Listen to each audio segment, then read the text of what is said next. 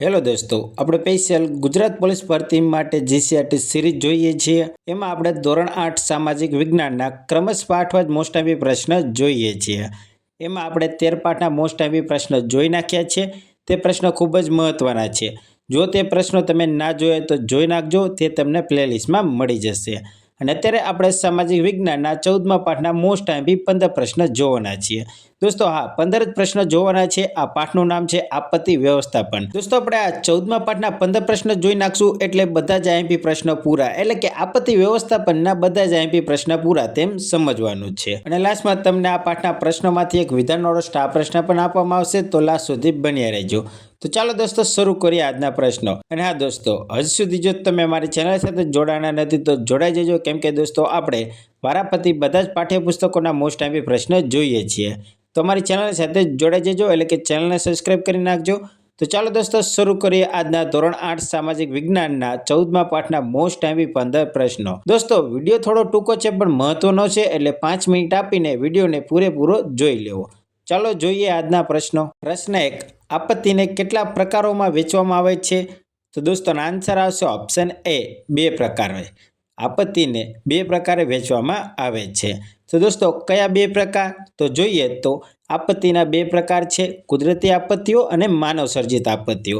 અને કુદરતી આપત્તિમાં પણ દોસ્તો 2 છે કે જેની આગાહી કરી શકાય એવી આપત્તિઓ છે, અને જેની આગાહી કરવાનું શક્ય નથી એવી પણ આપત્તિઓ છે. તો આપણે પહેલાં જોઈએ જેની આગાહી કરી શકાય એવી આપત્તિઓ. તો પૂર, વાવાઝોડું, દુષ્કાળ, સુનામી જે આગાહી કરી શકાય એવી આપત્તિઓ છે.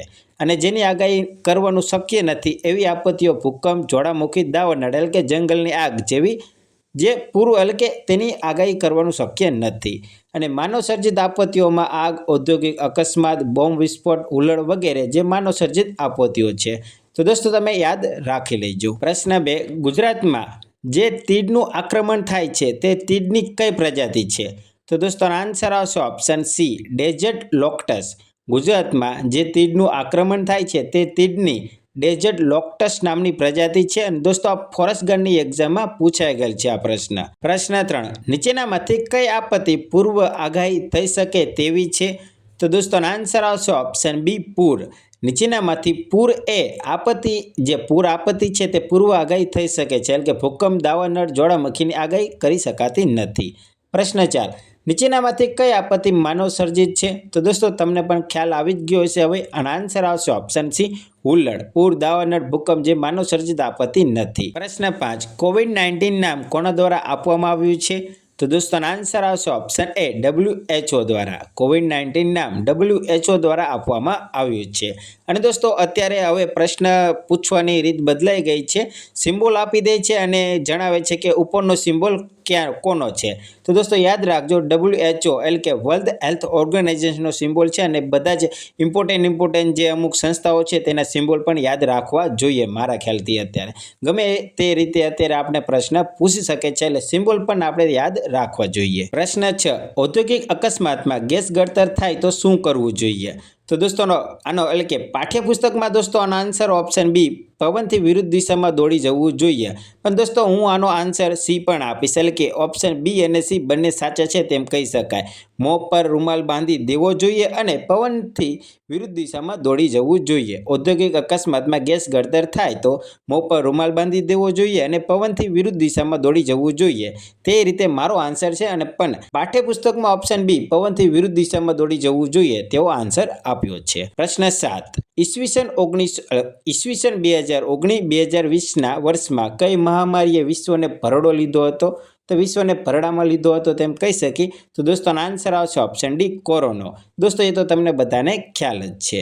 પ્રશ્ન 8, કોવિડ-19 નામ ક્યારે અપાયું? તો દોસ્તો મોસ્ટ આઈપી પ્રશ્ન ખાસ યાદ રાખજો, અને આન્સર આવશે ઓપ્શન ડી, 11 ફેબ્રુઆરી 2020માં.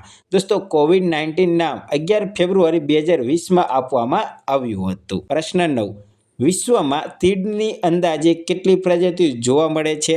તો દોસ્તો આન્સર આવશે ઓપ્શન ડી, 11,000 જેટલી. વિશ્વમાં તીડની અંદાજે 11,000 જેટલી પ્રજાતિ જોવા મળે છે. અને દોસ્તો ફોરેસ્ટ ગાર્ડના બીજી ત્રીજી ગમે તે સ્ટ્રીપમાં ટૂંકમાં આ પ્રશ્ન હતો, એટલે કે ફોરેસ્ટ ગાર્ડની પરીક્ષામાં પણ આ પ્રશ્ન પૂછાણો હતો. પ્રશ્ન 10, ગુજરાતમાં કયા જગ્યાએ, એટલે કે ગુજરાતમાં કયા સ્થળોએ ભૂસ્ખલનની સંભાવનાઓ રહેલી છે?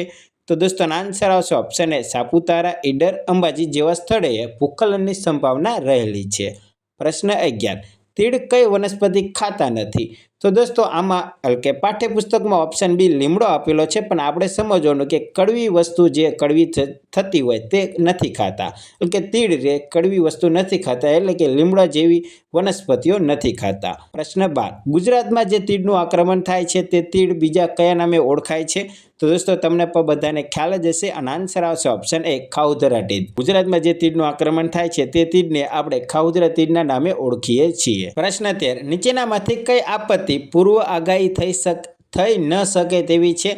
દોસ્તો અમુક પ્રશ્નમાં તમારે 2 વાર વાંચવું જોઈએ, કેમ કે પ્રશ્ન જો તમે ખોટી રીતે વાંચી ગયા તો તમારો પ્રશ્નનો જવાબ પણ ખોટો મળી શકે છે, એટલે અમુક પ્રશ્નને 2 વાર વાંચીને જ જવાબ આપવો જોઈએ. દોસ્તો આ પ્રશ્નનો રાઈટ આન્સર આવશે ઓપ્શન ડી ભૂસ્ખલન. દોસ્તો નીચેનામાંથી ભૂસ્ખલન આપત્તિ એવી છે કે જે પૂર્વ આગાહી થઈ ન શકે તેવી છે. સુનામી, વાવાઝોડું, પૂર વગેરેની આગાહી થઈ શકે તેવી છે. પ્રશ્ન 14. મહામારી કોરોના વાયરસની શરૂઆત ક્યાંથી થઈ હતી? તો દોસ્તો મારા ખ્યાલથી બધાને ખ્યાલ જ હશે અને આન્સર આવશે ઓપ્શન સી ચીન દેશથી. મહામારી કોરોના વાયરસની શરૂઆત ચીન દેશથી થઈ હતી. પ્રશ્ન 15. આગ લાગવાથી નષ્ટ થયેલા પોઢ વૃક્ષોને પૂર્વવત થતા કેટલો સમય લાગે છે? તો દોસ્તો આન્સર આવશે ઓપ્શન બી 150 થી વધુ વર્ષ લાગે છે. આગ લાગવાથી નષ્ટ થયેલા વૃક્ષો જે પોઢ વૃક્ષો હોય તેને પૂર્વવત થતાં 150 થી વધુ વર્ષનો એટલે કે 150 થી વધુ વર્ષ જેટલો સમય લાગે છે. દોસ્તો આપણે 14મા પાઠના એટલે કે આપત્તિ વ્યવસ્થાપનના મોસ્ટ એમપી 15 જેટલા પ્રશ્નો જોઈ નાખ્યા છે. આ પ્રશ્નો સહેલા જ હતા, છતાં પણ જે કોઈ વિદ્યાર્થી નવી તૈયારી કરતા હોય તેના માટે થોડા હાર્ડ પડી શકે છે, એટલે 2 વાર વિડીયો જોઈ લેવો એટલે તમને હાર્ડ નહીં પડે. અને દોસ્તો નેક્સ્ટ વિડીયો આપણે 15મો પાઠ ખૂબ જ મહત્વનો છે, ભારતીય બંધારણ, જે પાઠનું નામ છે, અને 32 થી 33 જેટલા પ્રશ્ન છે તે ખૂબ જ મોસ્ટ એમપી પ્રશ્ન રહેલા છે. કેમ કે દોસ્તો 32 પ્રશ્ન જોઈશું ને તે 32 પ્રશ્નો અલગ અલગ પરીક્ષામાં પૂછાયેલા છે, એટલે તે તમારી માટે તો ખૂબ જ મહત્વના છે. અને દોસ્તો આપણે જે આ પ્રશ્ન જોયા તેમાંથી એક આપણે વિધાનવાળો સ્ટાર પ્રશ્ન બનાવ્યો છે, તેનો જવાબ તમારે કમેન્ટમાં જણાવવાનો છે. તો આપણે તે પ્રશ્ન જોઈએ તો નીચેનામાંથી સાચું વિધાન જણાવો. તો દોસ્તો ઓપ્શન એ આપત્તિને 3 પ્રકારોમાં વહેંચવામાં આવે છે. ઓપ્શન બી મહામારી કોરોના વાયરસની શરૂઆત ભારતમાં થઈ હતી. ઓપ્શન સી દાવાનળ આપત્તિ માનવ સર્જિત છે. ઓપ્શન ડી તીડ લીમડો નામની વનસ્પતિ ખાતા નથી. તો દોસ્તો આ 4 વિધાનમાંથી કયું વિધાન સાચું છે તે તમારે જણાવવાનું છે, એટલે કે આનો જવાબ તમારે કમેન્ટમાં જણાવવાનો છે. આનો રાઈટ આન્સર હું તમને નેક્સ્ટ વિડીયો એટલે કે કાલના પાઠ એટલે કે કાલ આપણે જે પાઠ જોઈએ તેમાં તમને મળી જશે. અને દોસ્તો આપણે જે લાસ્ટ વિડીયોમાં એટલે કે 13મા પાઠના પ્રશ્નો જોયા ત્યારે તમને એક વિધાનવાળો સ્ટાર પ્રશ્ન આપ્યો હતો, તેનો પણ અત્યારે હું રાઈટ આન્સર તમને જણાવી દઉં છું. તો દોસ્તો તે પ્રશ્ન હતો એટલે કે 13મા પાઠનો સ્ટાર પ્રશ્ન હતો, નીચે આપેલ વિધાન તપાસો. કે નીચે આપેલ વિધાન તપાસો, તેમાં તમને 2 વિધાનો આપ્યા હતા, તેમાંથી તમારે રાઈટ આન્સર જણાવવાનો હતો. તો દોસ્તોનો રાઈટ આન્સર આવશે ઓપ્શન ડી માત્ર પ્રથમ વિધાન યોગ્ય છે, એટલે કે પહેલું વિધાન સાચું છે, બીજું વિધાન ખોટું છે. તો દોસ્તો બીજું વિધાન ખોટું છે, તો બીજું વિધાન આ રીતે સાચું થાય છે કે ભારતમાં સાક્ષરતાનો દર 1901માં 5% જેટલો હતો, 25% નહીં 5% જેટલો હતો. અને દોસ્તો પહેલું વિધાન તો સાચું જ છે. વર્ષ 2011ની વસ્તી ગીતતા પ્રમાણે ભારતમાં સાક્ષરતા દર 74.04% હતો. એટલે કે દોસ્તો આ બંને વિધાન આપણે સાચા જોઈ લીધા. અને દોસ્તો આજના સ્ટાર પ્રશ્ન જવાબ તમે કમેન્ટમાં જણાવજો. અને દોસ્તો કાલનો પાઠના પ્રશ્ન જોવાનું ભૂલતા નહીં, ખૂબ જ મોસ્ટ એમપી પ્રશ્ન છે. અને દોસ્તો આવા જ મહત્વના પ્રશ્નો મેળવવા માટે અમારી ચેનલ સાથે જોડાઈ જજો, કે ચેનલને સબસ્ક્રાઈબ કરી નાખજો.